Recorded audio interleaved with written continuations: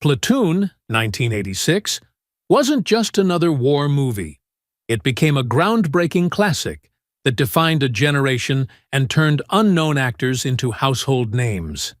With powerful performances from Charlie Sheen, Willem Dafoe, Tom Berenger, and even a young Johnny Depp, the film captured both the chaos of the Vietnam War and the rise of future Hollywood icons.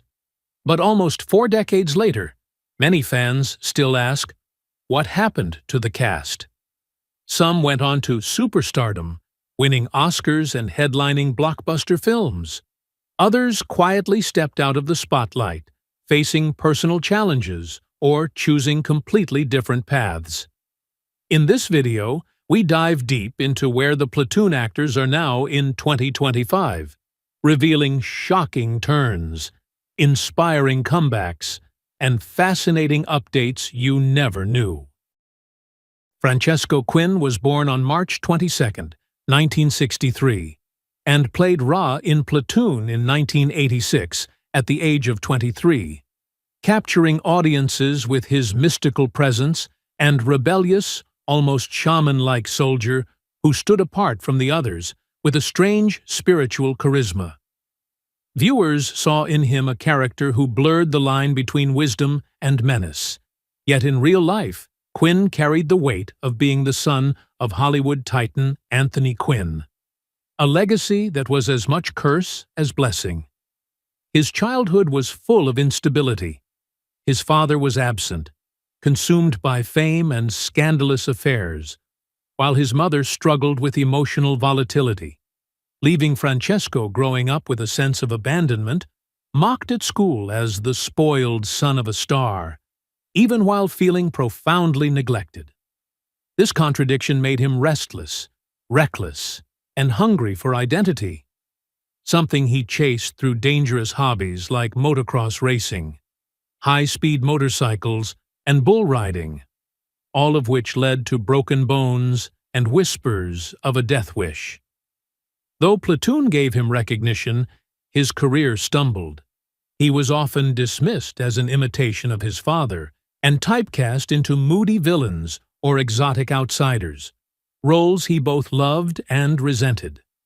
His biggest professional humiliation came when he was rejected for a central role in Gladiator, losing to an actor he publicly claimed had no soul, a bitterness he carried for years.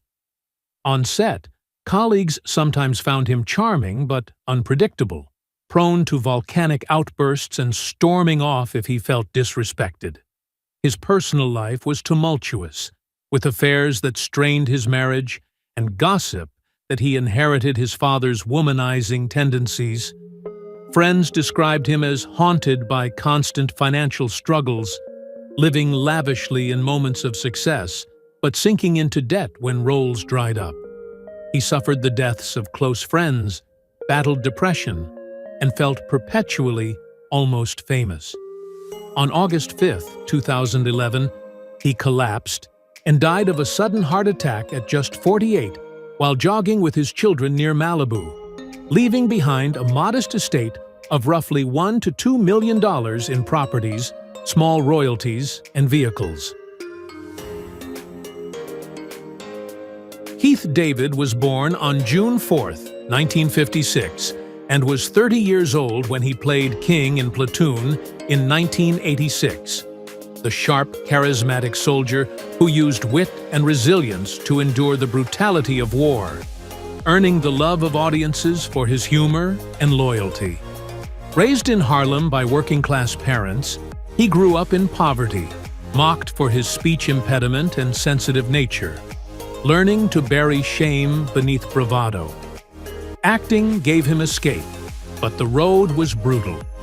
After Juilliard, he was often humiliated in auditions, cast only as thugs or the tough black guy, fueling his resentment of Hollywood's narrow imagination. Though he found steady work, colleagues described him in the 1980s as hot-tempered, prone to drinking heavily, and combative when scripts sidelined him, a reputation that made him difficult to employ at times. His biggest professional heartbreak came when he was nearly cast in Pulp Fiction, but lost the role at the last moment. A rejection that haunted him as he watched peers surge ahead. He resented being pigeonholed into voice acting. Though his voice made him iconic, he saw it as both a gift and a cage, trapping him in narration roles instead of leading parts. His personal life was turbulent, with a bitter divorce that involved accusations of infidelity and jealousy, and later relationships plagued by financial stress. He endured estrangement from one of his children, carrying guilt for being absent during formative years. He lost close friends and colleagues, battles that left him with long bouts of depression, and at times considered abandoning acting entirely. Health problems in later years forced him to cut back, yet he fought to maintain a steady presence in film, television, and stage. Today, at 69, he continues to work, his voice earning him roles in animation, games, and documentaries, though insiders say he lives far more modestly than fans assume. His fortune, around $5 million, includes royalties, investments, and small properties. But his legacy is complicated. Beloved for professionalism and talent, but haunted by what might have been. A man whose charisma on screen masked decades of frustration, anger, and deeply personal wounds. Tony Todd was born on December 4, 1954, and was 31 when he portrayed Warren in Platoon in 1986, delivering a performance that captured the rare steadiness and moral clarity amid the chaos of Oliver Stone's Vietnam. His imposing frame and resonant voice lent Warren a commanding presence, anchoring the film's narrative and leaving audiences seeing him as both protector and moral compass. Yet off-screen, Todd's life was far more turbulent than the heroic calm he projected. Born in Washington, D.C., to a single mother, he grew up in a rough, violence-scarred neighborhood, often ridiculed for his deep voice and height, fostering feelings of alienation that hardened into determination. His pursuit of acting took him through Yale and Juilliard, where he faced repeated rejection and humiliation, frequently being told he was too intimidating or too different for mainstream roles. The breakthrough with Platoon led to Candyman, a role that cemented his cult status but also typecast him as a horror icon. A double-edged sword he resented privately.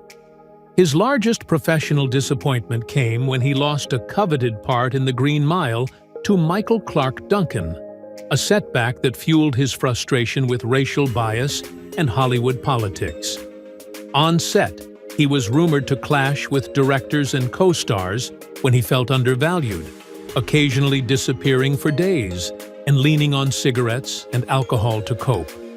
Personal life challenges included a troubled marriage, whispered infidelities, and an estranged daughter who openly criticized his absence, adding to decades of financial instability that forced him to rely on fan conventions and small projects until his career rebounded. Todd passed away on November 6, 2024, at the age of 69, leaving behind a net worth estimated around $10 million, comprising real estate, royalties, and earnings from conventions. His legacy is complex. A man whose iconic voice and commanding presence defined a generation of cinema and horror, while privately navigating personal demons, missed opportunities, and the haunting duality of being celebrated as an icon yet constrained by the very image that brought him fame. Forrest Whitaker, born July 15, 1961, played Big Harold in 1986 at age 25, a quiet and empathetic soldier whose soft-spoken demeanor clashed against the relentless brutality of war. Audiences were struck by the tenderness he brought to a role surrounded by bloodshed. Yet in real life, Whitaker's journey was one marked by pain, secrets, and contradictions. Born into a working-class family in Texas before moving to Los Angeles, he grew up in a household fractured by financial instability and bullying from peers who mocked his drooping left eye and soft voice, forcing him to hide in music and books, while suppressing anger that later seeped into his performances. His rise in Hollywood was not smooth. After critical acclaim in Bird, he was dismissed by executives as too odd-looking for a leading man, leaving him typecast in supporting roles. Behind the screen, stories of him being obsessively method surfaced. He stayed in character for months, sometimes frightening co-stars, while rumors circulated of his temper during shoots. His directing career collapsed after the failure of First Daughter, which humiliated him and caused investors to shun him for years. Personally, Whitaker's life was fractured. His marriage to Keisha Nash deteriorated into a bitter divorce, with accusations of neglect, emotional coldness, and financial disputes, while his daughters admitted to feeling distant from him during his busiest years. He suffered weight problems, anxiety, and at least one health scare while filming in Morocco, when he collapsed from exhaustion. Friends say he carries survivor's guilt, as many peers from his early days succumbed to addiction while he narrowly avoided that path. Now 64, Whitaker divides his time between Los Angeles and Uganda, where his humanitarian work sometimes masks the solitude of a man haunted by his own intensity. His estate, valued at $25 million, spans luxury California homes, African investments, and decades of royalties. But wealth has not silenced whispers that his brilliance came at the cost of peace, leaving even admirers unsure whether his greatest performances were artistry or cries from wounds never healed.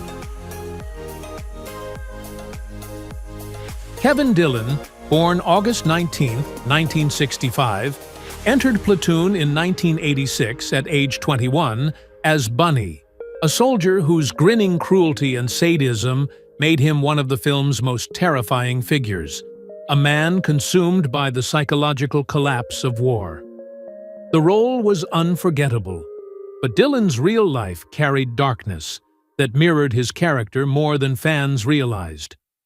Growing up in New Rochelle under the shadow of his famous brother Matt Dillon, Kevin was often mocked as the lesser Dillon, battling jealousy, insecurity, and the humiliation of constant comparisons. Hollywood initially marketed him as a young heartthrob, but whispers of arrogance and a fiery temper began to surface.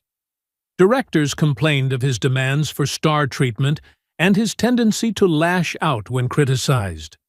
His biggest career disaster came after Entourage, when he failed to secure substantial roles and was written off as a one-note actor, mocked by critics who said he became Johnny Drama in real life. Off-screen, his life was chaotic. A marriage to Jane Stewart disintegrated in a bitter divorce filled with custody battles, accusations of reckless behavior, and financial disputes that dragged through court. Friends described nights of heavy drinking and gambling that left him broke between jobs, while lawsuits over unpaid debts and botched real estate ventures added to his instability. He cultivated a reputation for volatility, sometimes alienating colleagues with outbursts and self-destructive habits. Though Entourage gave him cult fame, it also cemented him in a role he could never outgrow. At 59, Dillon lives between Los Angeles and a modest Malibu home, clinging to supporting roles and residual checks. His net worth of around $10 million is tied up in syndication royalties and property, though insiders claim much of it has been drained by debts and legal costs.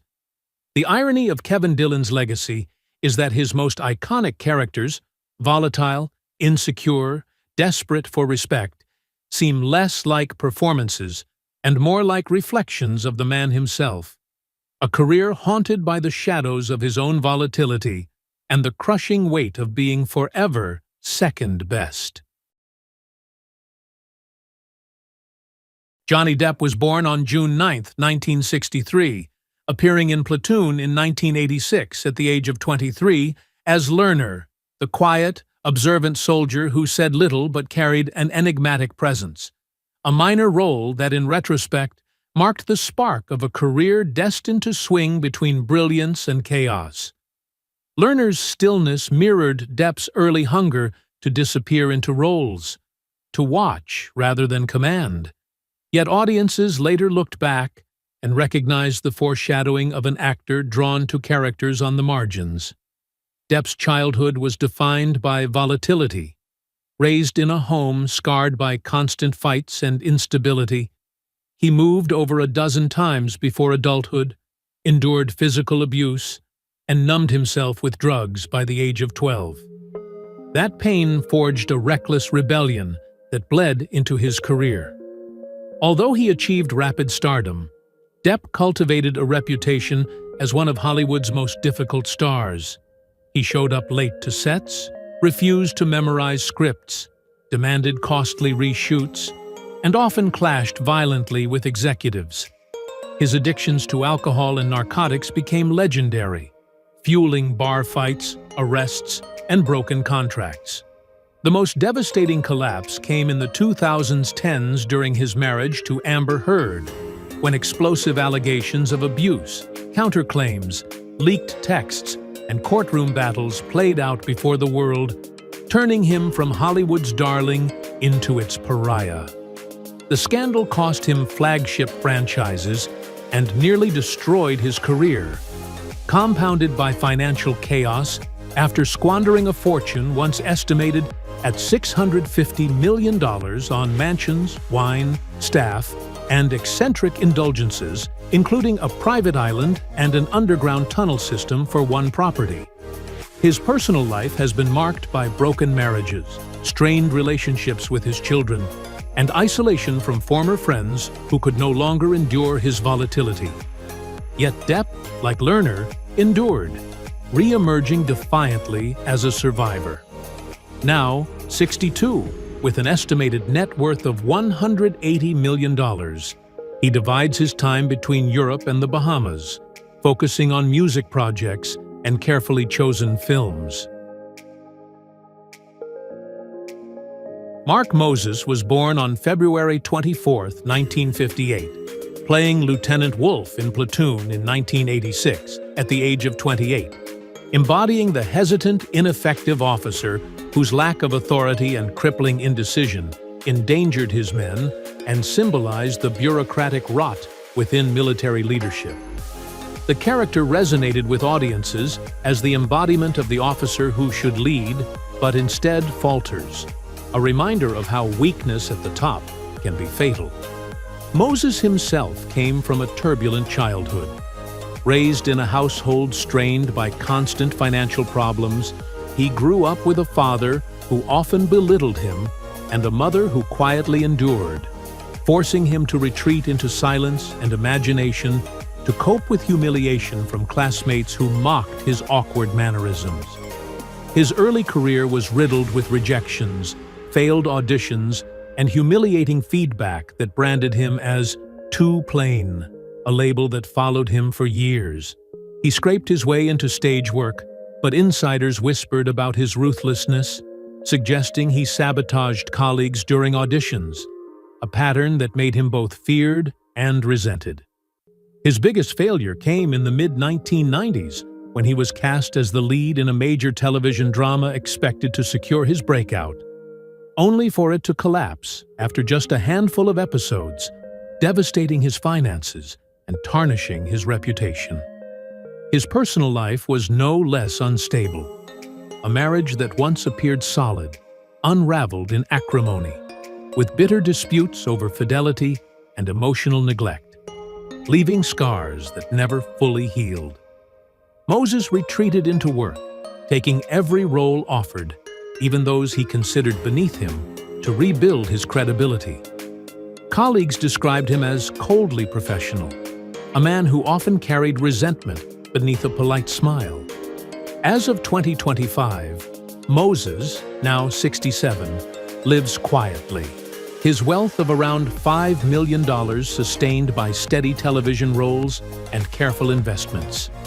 His story is one of endurance, not glory. The tale of an actor who survived Hollywood's cruelty, but never fully escaped the shadow of the weak, indecisive lieutenant that made him famous. John C. McGinley, born August 3, 1959, appeared in Platoon in 1986 at age 27 as Sergeant O'Neill, a sycophantic opportunist whose cowardice provided dark humor but also a mirror of the moral compromises of war. His performance captured the slippery nature of survival, but McGinley's off-screen life was far less controlled. Raised in New York in a working-class household, he struggled with a speech impediment that drew ridicule from peers, forcing him to bury his shame behind sharp wit and exaggerated confidence, traits that later defined his acting style. His career path was turbulent.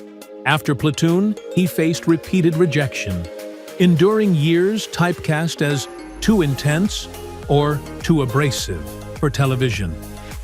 His biggest humiliation came when he was fired from a Broadway production after clashing with the director, a wound that he has rarely spoken of publicly, but which scarred his confidence. Behind the charm, rumors of his temper followed him. Colleagues recalled moments when he berated crew members or exploded on set, even as his charisma protected him from lasting damage. His first marriage to Lauren Lambert unraveled in a bitter divorce, with custody battles over their son casting a shadow over his personal life. Later, he remarried, but whispers of strain and jealousy persisted, fueled by his long absences on set. Privately, McGinley suffered bouts of depression and guilt over being absent during his son's formative years, particularly since Max was born with Down syndrome, which pushed him into activism but also left him battling private grief. In his 40s, he faced health scares, including a heart condition that forced him to cut back work, further fueling fears of decline. Now 66, McGinley lives in Malibu, still acting while focusing on advocacy, with an estate valued at about $10 million from Scrubs royalties, real estate, and production credits.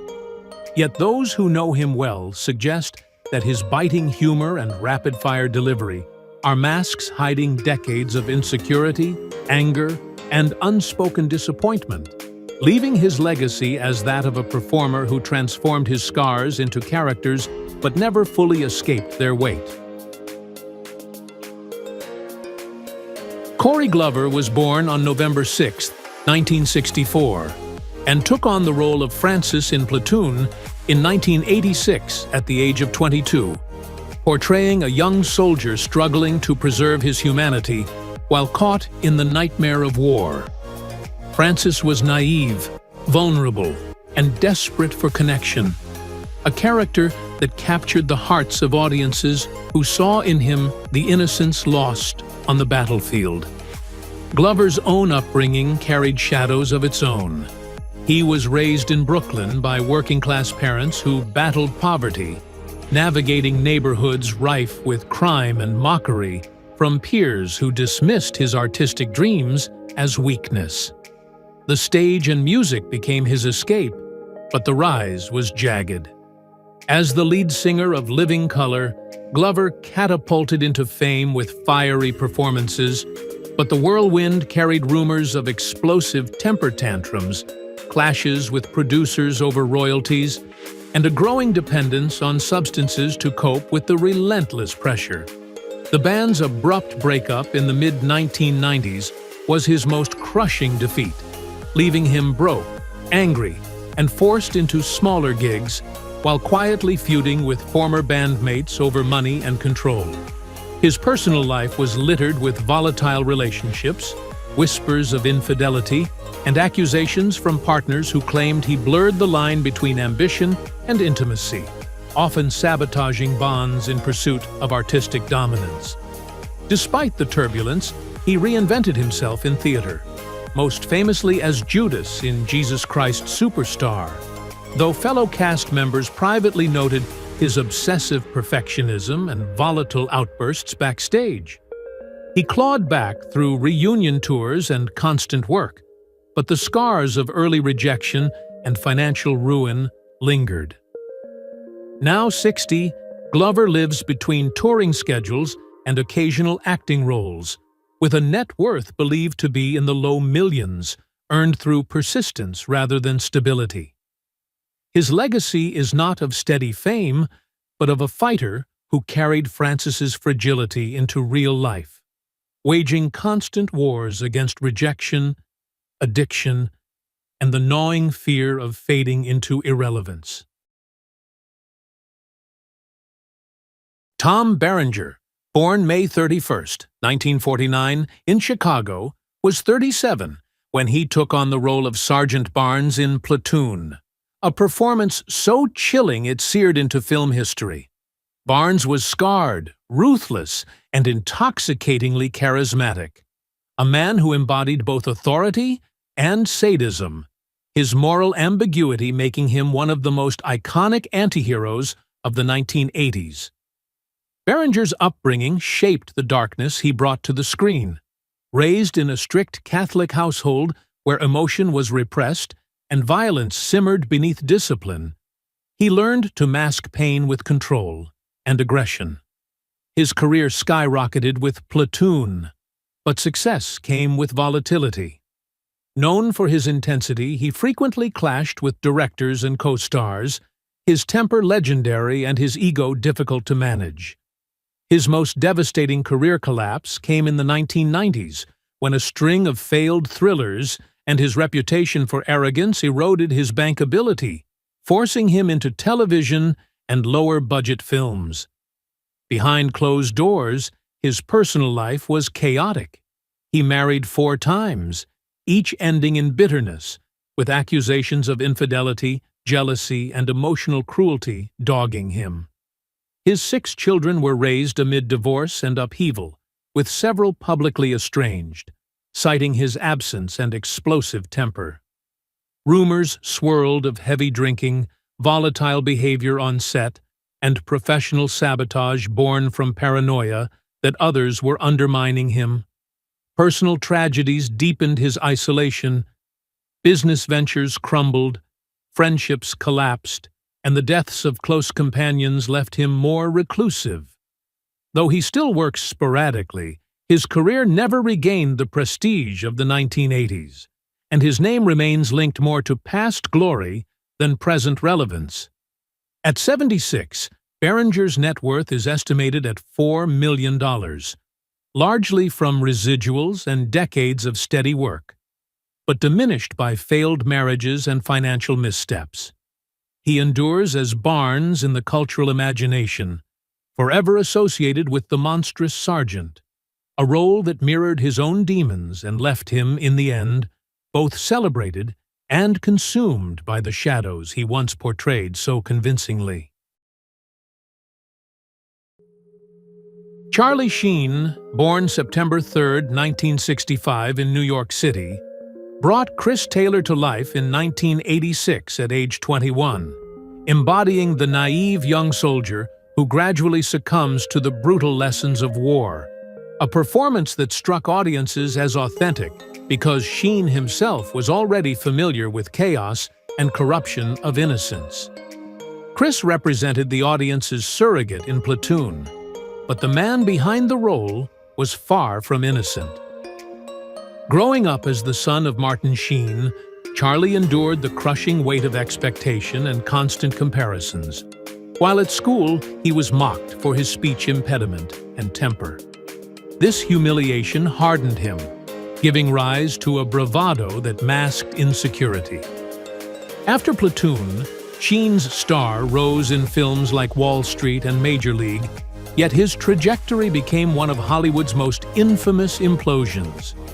Addicted to cocaine and prostitutes, notorious for violent outbursts and arrests, he cultivated a reputation as both Hollywood royalty and its most toxic pariah. He was sued multiple times for assault and domestic abuse, and co-stars described him as manipulative, erratic, and impossible to control. His darkest professional collapse came during 2.5 Men, when his $1.8 million per episode contract ended in spectacular meltdown. Insults hurled at creator Chuck Lorre, bizarre tiger blood interviews, and the infamous firing that cost him millions in residuals. In his personal life, 3 failed marriages, most explosively with Denise Richards, were riddled with accusations of drugs, violence, and infidelity. His children grew distant, and his reckless behavior became late-night comedy fodder. The most devastating moment came in 2015, when Sheen publicly revealed he was HIV positive after years of rumors and blackmail, admitting he had spent millions paying off those who threatened to expose him. His fortune, once estimated at $150 million, collapsed under legal fees, child support, drugs, and hush money, leaving him with barely $3 million today. At 59, Sheen lives quietly in Malibu, no longer invited to Hollywood's inner circles, occasionally appearing in low-budget projects while focusing on sobriety. Willem Dafoe, born July 22, 1955, in Appleton, Wisconsin, played Sergeant Elias in 1986 at the age of 31, a role that immortalized him as the moral compass of Platoon, the soldier who dared to show compassion in a jungle of brutality, and whose haunting death scene remains one of the most unforgettable in war cinema. To the public, Elias symbolized integrity and sacrifice, but Dafoe's real life was layered with shadows. Growing up in a strict Catholic household with 7 siblings, he was singled out as odd, mocked for his angular looks and quiet defiance, burying his shame in sketching and theater as a means of survival. His career began with rejection. He was fired from Heaven's Gate by Michael Cimino for alleged difficult behavior and carried the stigma of being volatile. He built a reputation in avant-garde theater, immersing himself so obsessively in roles that fellow actors accused him of controlling rehearsals, and producers whispered that his intensity bordered on madness. Behind closed doors, his long partnership with Elizabeth Lecomte was strained by his infidelities and obsessive work ethic, with rumors of affairs on set that shadowed his image. His lowest career moment came in the early 90s, with Body of Evidence opposite Madonna, a notorious flop that left critics ridiculing his credibility and nearly derailed his rise. Personally, he carried grief from the deaths of close collaborators in the experimental art world, and friends noted his brooding solitude, smoking constantly and retreating into foreign films rather than Hollywood glitz. His escape was Europe, where he later married Italian filmmaker Giada Colagrande, living partly in Rome to escape American tabloid culture. Though respected, he was often described as intimidating, and younger actors admitted they feared his piercing dedication. At 70, Dafoe lives between New York and Italy, with an estimated net worth of $25 million built from decades of steady work in both indie gems and blockbusters, owning property, art collections, and film royalties. Richard Edson, born January 1, 1954 in New Rochelle, New York, played Sal in Platoon in 1986 at age 32, bringing to life a quirky, laid-back soldier whose eccentricity broke the suffocating tension of the battlefield and offered a touch of humanity amid the carnage. To audiences, Sal was a fleeting but memorable figure, but Edson himself was far stranger and more elusive than his on-screen persona suggested. Raised in a working-class family, he grew up feeling invisible, mocked by peers for his awkwardness and unconventional mannerisms. He found refuge in music, becoming the original drummer for Sonic Youth before abandoning the band to pursue acting, a decision that left him both proud and plagued with doubts, as Sonic Youth became legendary without him. His acting career thrived in underground and indie spaces, with roles in Stranger Than Paradise and Ferris Bueller's Day Off, but he was typecast as the eccentric outsider and constantly sidelined for mainstream leads. Known for his resistance to Hollywood norms, Edson lived on the edge of poverty for years, crashing on couches and scraping by between gigs, refusing to conform to the industry's demands. While never the subject of tabloid scandal, he gained a reputation for clashes with directors, often refusing retakes he deemed dishonest, and some producers labeled him uncooperative. His relationships were equally fragile. He pursued intense romances that often collapsed due to his refusal to settle into domestic life, and whispers of affairs that blurred the line between devotion and abandonment followed him. Haunted by the sense that he had chosen art over financial security, Edson nevertheless poured himself into painting and photography, crafting a life outside Hollywood's spotlight. Friends described him as magnetic, yet unpredictable, sometimes vanishing from social circles for months. Now, at 71, he continues to work in character roles, his net worth estimated at only $5 to $6 million.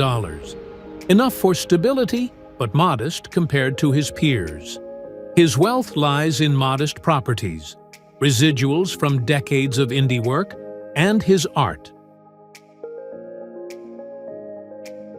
David Niedorf, born on November 24, 1962, in Los Angeles, stepped into Platoon in 1986 at age 24 as Tex, a soft-spoken Southern soldier whose loyalty and kindness brought a fleeting warmth to the brutality of Oliver Stone's vision. The character, though not central, carried an emotional grounding that made him memorable to audiences, offering a glimpse of innocence in a narrative drowning in blood and moral ambiguity. Niedorf himself came from a family marked by conflict. His parents' marriage crumbled early, leaving him bouncing between homes and often left to deal with the fallout of adult bitterness. Teased as a child for being sensitive and bookish, he found solace in theater, but that refuge came at the cost of constant mockery from peers who labeled him weak. In Hollywood, he had a brief spark. Hoosiers, Bull Durham, and a few other roles gave him visibility, yet he quickly grew disillusioned with the machinery of fame. Insiders recalled that he recoiled from publicity, often refusing interviews, and bristled at the control producers tried to exert over him. The defining rupture came when he abruptly abandoned a television project, an act seen as unprofessional that soured many of his connections and left him untouchable for major roles. Rumors persisted of fiery arguments with agents, struggles with depression, and a deep resentment of the compromises acting demanded. His personal life mirrored his career frustrations. One marriage collapsed under accusations of jealousy and money troubles, leaving him distrustful and withdrawn, while subsequent relationships fizzled into silence. Though free of the tabloid scandals that plagued his contemporaries, his life carried quieter tragedies. Long stretches of unemployment, estrangement from colleagues, and a battle with obscurity after walking away from the career he once sought so desperately. Now 62, he lives privately with his family, his net worth modest and unpublicized, but likely no more than a few million, sustained by careful savings and small business ventures. Thank you for joining us on this nostalgic journey through classic television history. If you enjoyed learning about the cast of Platoon 1986 and where they are now, don't forget to give this video a thumbs up, subscribe for more vintage Hollywood retrospectives, and share your thoughts in the comments below. We love hearing your memories and suggestions, so let us know which TV show or movie cast you'd like us to feature next.